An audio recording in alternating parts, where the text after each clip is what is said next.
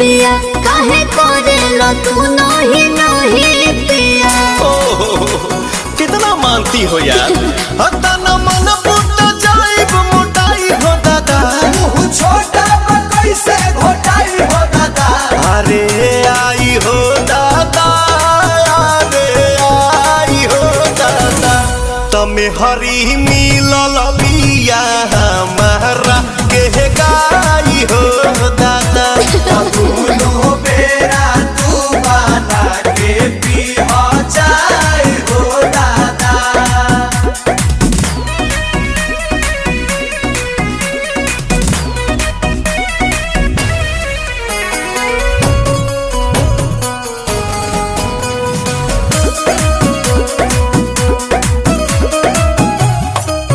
मिलत खीरे बाहो पनीरे बाहो, ऐसन वाइफ से लाइफ अमीरे बाहो। भगवान के लिखल तो कदीरे बाहो।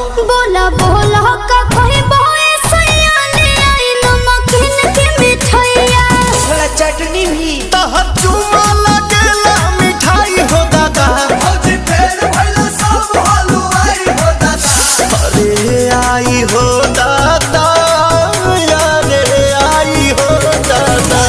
तमे हरी मिलल बिया हमारा के गाई हो दादा। दोनों बेरा तू बना के पी हो जाए हो दादा।